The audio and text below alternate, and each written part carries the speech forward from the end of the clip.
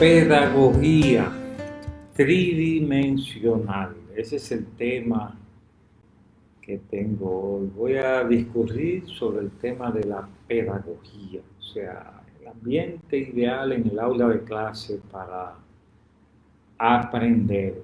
Pedagogía tridimensional.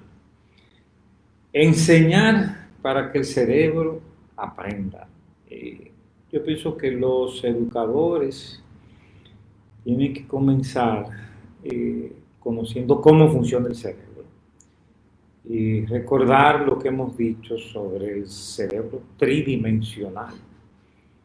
Eh, un cerebro que tiene un circuito de alarma, un circuito de búsqueda y un circuito de control. Una característica que tienen estos tres circuitos es que suelen funcionar bajo el principio del todo o nada. O sea que a veces funciona un circuito y se cierran los otros, o se cierra otro y se cierra uno. O sea, hay uno que predomina. O sea, a veces estamos funcionando bajo el circuito de alarma y entonces eso cierra los otros dos circuitos. O funcionamos bajo el circuito de búsqueda y tienen que cerrarse los otros circuitos. Y lo mismo pasa con el circuito de control. Déjenme explicar eso con calma para que se entienda bien lo que estoy diciendo. Cuando uno está bajo un estado de alarma por el miedo, se cierran los otros dos circuitos. O sea, cuando tú estás bajo alarma, no te da hambre y tu deseo sexual se anula, se reduce a cero, porque la alarma, o sea, el circuito de alarma controla todo tu cerebro. Y ese circuito no analiza, simplemente reacciona ante un peligro detectado. Eso es muy importante tomarlo en cuenta. Lo mismo pasa cuando uno se entrega al placer, o sea, cuando tú quieres comer, cuando tú quieres comerte un buen plato de comida, tú necesitas estar en calma, o sea, no puedes estar en alarma, con miedo, ansioso. O sea, para que tu organismo funcione bien, al comer, tú tienes que estar tranquilo. Si estás nervioso, no puedes comer. Y de la misma manera, para que tu organismo pueda ejercer la función de control a través de la corteza prefrontal, tiene que estar cerrado el circuito de alarma. Entonces no puede estar en estado de terror. Y tiene que estar cerrado el circuito de búsqueda. Tú no puedes estar comiendo y analizando. Son dos cosas diferentes. Ese banquete de negocios hay que saberlo manejar, porque durante el banquete no es el mejor momento para hacer negocios. El banquete viene al final o al principio, pero no durante el mismo banquete, porque cuando tú estás comiendo, tú no puedes analizar, porque así funciona el cerebro. Entonces, lo más que tienen que tomar esto en cuenta al momento de dar clases. ¿Cuál es la atmósfera que debemos crear en el aula de clase? Voy a dar los tres errores pedagógicos fundamentales, que coinciden con los tres errores de crianza que yo hablé ayer. Pero hay que decir que son los mismos errores que se aplican en el aula de clase.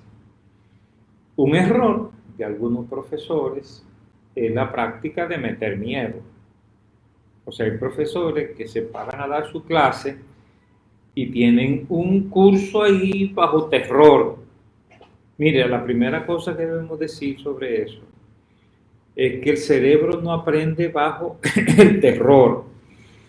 O sea, alumnos con miedo no asimilan lo que se les está enseñando. Eso que existía antes, el profesor piedra, el profesor duro, difícil, no enseña.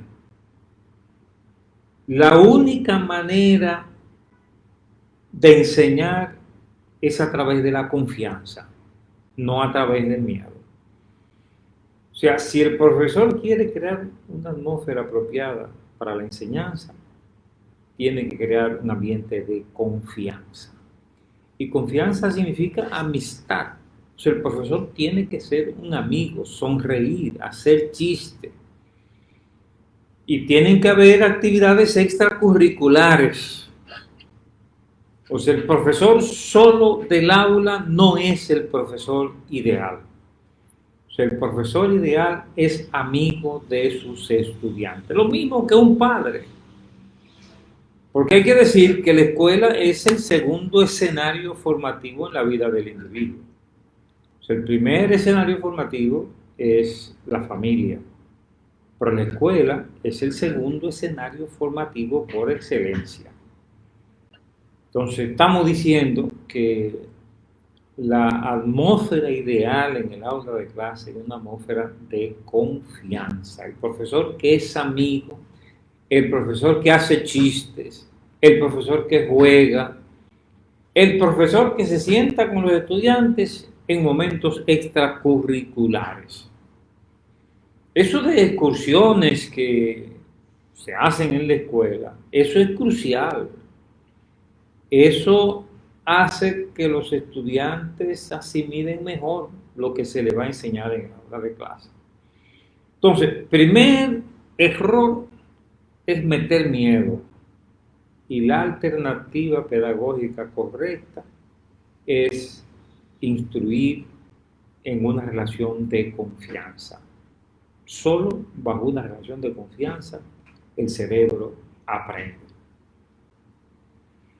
El segundo error de un profesor, segundo error pedagógico, es poner a los estudiantes a pasar vergüenza. Este es un tema crucial en el pasado, y todavía los hay, profesores que se burlan de las respuestas de un estudiante. O sea, profesores que delante de sus compañeros se burlan de la respuesta que va a dar un estudiante, de las actitudes. Eso es grave, es un error pedagógico, porque solo se aprende bajo una relación que provoca un sentido de pertenencia. O sea, el profesor tiene que crear en el aula un sentido de pertenencia. Eso no se ha destacado suficiente. O sea, el profesor tiene que crear en el aula una familia y dar a cada estudiante la sensación de que él es parte de esa familia.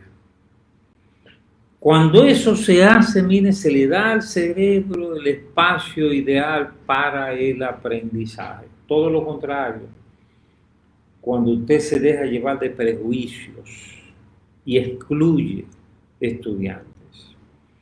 Excluye estudiantes porque pertenecen a una minoría. A una minoría. Hay que tener sumo cuidado en eso, porque los prejuicios en el aula de clase son mortales. O sea, no se puede tener prejuicio racial. O sea, nosotros en América Latina estamos marcados por la colonización. Y la negritud se ve con prejuicio racial en toda América. En unos países más que en otros, donde la colonización nos impactó,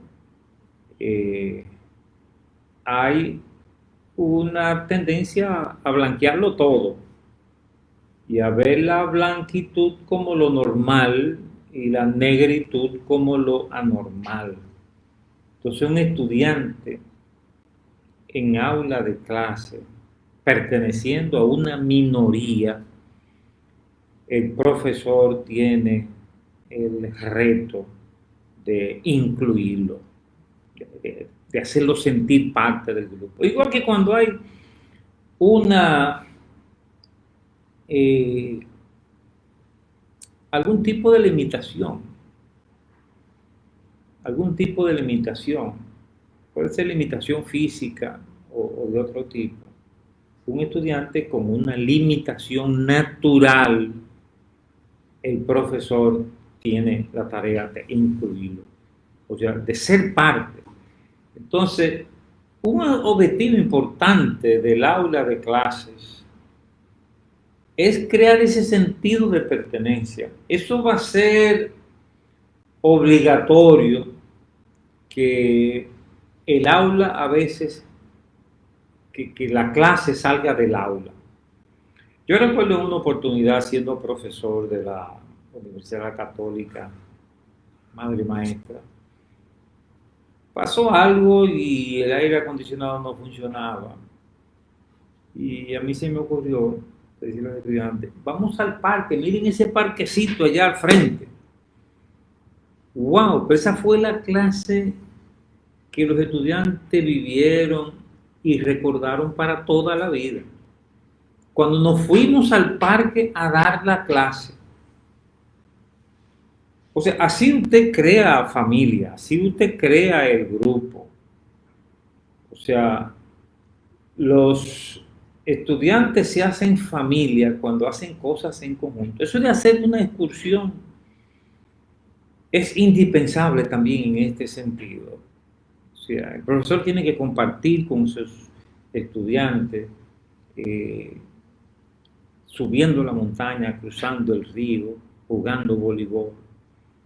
Hay que evitar la competencia mortal de ganar yo y perder tú. Eso no ayuda a la unidad del grupo. O sea, hay que crear el equipo de trabajo funcionando. Cuando usted logra en el aula de clase el sentido de pertenencia, usted puede estar superando en la vida de algunos estudiantes traumas que ellos arrastran desde su familia de origen. O sea, la escuela tendría que hacer mucha planificación para convertirse en un espacio de inclusión. Por supuesto, si un muchacho es un cleptómano, hay que buscarle ayuda a esa cleptomanía. Usted no puede decir, no, aquí el cleptómano normal como cualquier otra cosa. Si un muchacho es un adicto, que cae en una adicción, o sea, si hay conductas que llenan los criterios de anormalidad, ya ahí la inclusión es dañina, porque usted le está haciendo creer que eso está bien. Pero para diferencias naturales, como son la raza, como son limitaciones físicas, y como es incluso la inteligencia, porque hay estudiantes más inteligentes que otros. Entonces hay que crear un espacio en el aula de clase en que todos se sientan incluidos. Porque usted va a descubrir que el que es bueno para matemáticas a veces no es bueno para el arte. Entonces usted a cada uno tiene que levantarle la moral en su punto más fuerte. Poner a pasar vergüenza es el segundo error educativo que estoy mencionando. Y tercero, el tercer error pedagógico es echar la culpa. Hay profesores que manejan culpa, hacen unos exámenes intransitables, como para que nadie pueda pasar ese examen. Hay profesores difíciles que piensan que por su rigidez van a enseñar y es realmente todo lo contrario. Recuerdo aquel profesor, por cierto, buen profesor, pero tenía esa tendencia a la psicorrigidez, que él decía, miren, mi consigna es la siguiente, se lo voy a decir desde el principio. 100 para Dios. Aquí nadie pretenda que va a sacar 100. 100 es para Dios. 90 para el profesor y 80 para los buenos alumnos. Así que luchen por eso. No, eso es excesivo. Hay estudiantes que merecen un 100. Lo que usted no puede es aplacar al de 70 o 80 antes de que saca 100. Pero el reto es para superar a ese profesor que echa culpa. Es un profesor afirmativo, que elogia. Un profesor que celebra los puntos positivos de cada estudiante. Y de hecho, la educación tiene que tener ese elemento. O sea, cuando el profesor sabe animar en lo bueno,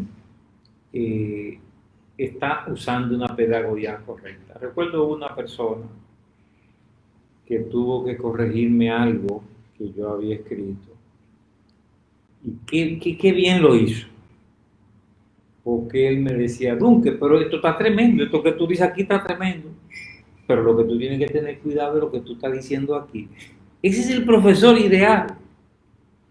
O sea, esto está tremendo, esto está débil. O sea, un profesor no puede solamente ver las fallas del alumno. Tiene que darle la oportunidad de conocer sus fortalezas. Cuando el profesor hace eso, levanta la autoestima de sus estudiantes. Y que no me vengan con el mejor estudiante del curso, porque eso no existe. El mejor estudiante del curso, eso no existe. Hay un mejor estudiante para los deportes, hay un mejor estudiante para las cuestiones artísticas, hay otro para la ciencia, otro para las relaciones. O sea, hay diferentes tipos de inteligencia. Entonces, suponer que hay uno que es el mejor, cuando usted hace eso, usted le hace daño a ese uno y le hace daño a todos los demás. O sea, un profesor equilibrado sabe levantar la moral de cada estudiante en los puntos que tiene que hacer. Entonces, ni meter miedo, ni poner a pasar vergüenza, ni echar la culpa. Debo añadir que hay también la posibilidad de crear espacios especiales para el aprendizaje. Y yo quiero decir que hay dos experiencias máximas del cerebro que en pedagogía tienen que ser aprovechadas. Una es lo que hoy día se está hablando de desconexión total, lo que una autora llama el modo default. Desconexión significa cuando usted se recoge a pensar en un momento de meditación, en un momento de calma. O sea, para usted recogerse, usted necesita que se cierren todos los circuitos del cerebro. Usted no puede estar comiendo, usted no puede estar peleando, usted no puede estar ni siquiera razonando. Modo default es un estado espiritual. Los animales no pueden estar en modo default. Eso es exclusivo de la condición humana. Eso están en una introspección interior que ya se ha medido en los estudios de laboratorio, que existe ese modo default. Para lograr esto, uno necesita la menor provocación del medio ambiente. Por eso, estudiar de madrugada puede ser el espacio ideal para sacar lo máximo de la mente humana. Cuando usted se levanta de madrugada a meditar, a pensar en algo, ahí su cerebro puede llegar al punto de eureka, lo descubrí. Eso no es el circuito de alarma, ni el de búsqueda, ni el de control, sino el modo default. Se cierran todos los circuitos para existir. Existir. Eso también tiene que ver con pedagogía. Y finalmente, otro estado total. Fíjense bien que estoy hablando de desconexión. Hay otro estado mental que algunos pedagogos han descrito y que se llama inmersión total. Fíjense bien lo que esto significa. Pedagógicamente esto es crucial lo que voy a decir. En el estado de alarma, solamente el circuito de alarma está funcionando. En el estado de búsqueda, solo está funcionando el circuito de búsqueda. Y en el estado de control se cierran todos los otros circuitos y solamente está analizando el centro de control en el cerebro. Es decir, que cuando un circuito funciona, los otros se cierran. Pero hay un momento de desconexión total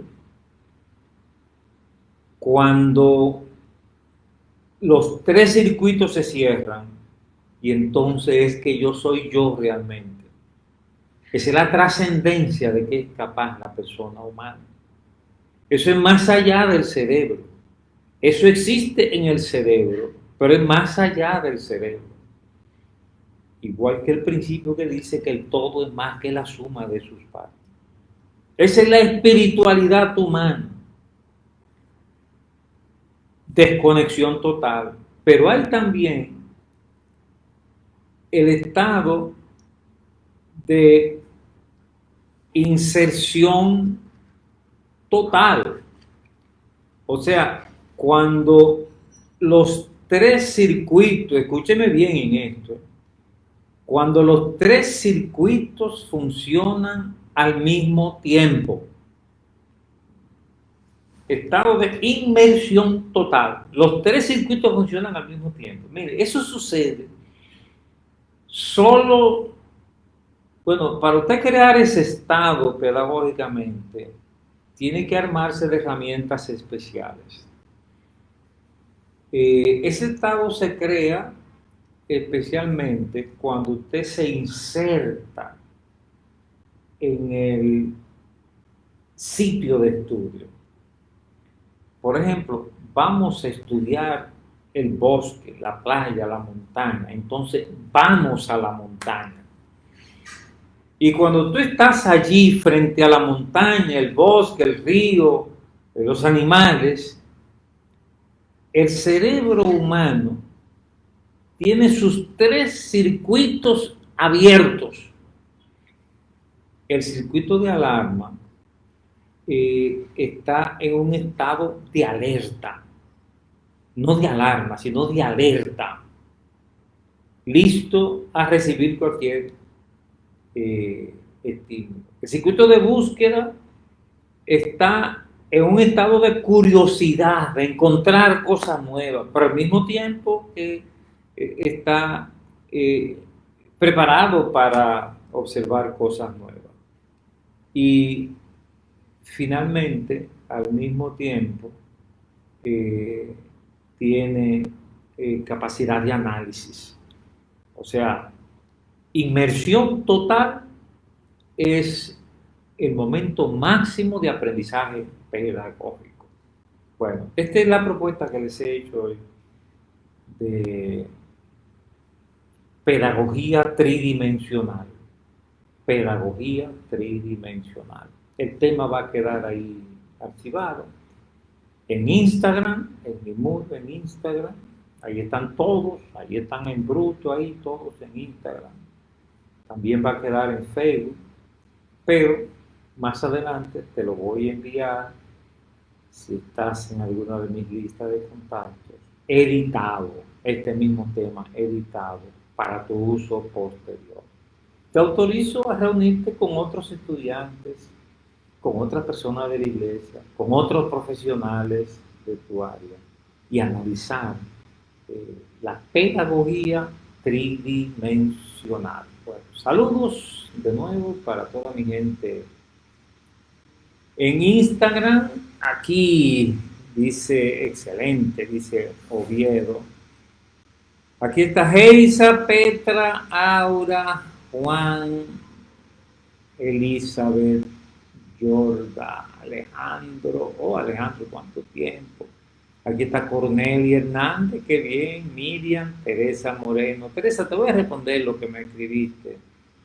Y muchos más. Saludos, abrazos para cada uno de ustedes. Gabrina, qué bien, Estrella. Sí, mucha gente me tira en Instagram y también tengo toda mi gente de Facebook conectada. Bien, abrazo para todos. Ramón dice, saludos mi hermano y maestro, tremenda enseñanza.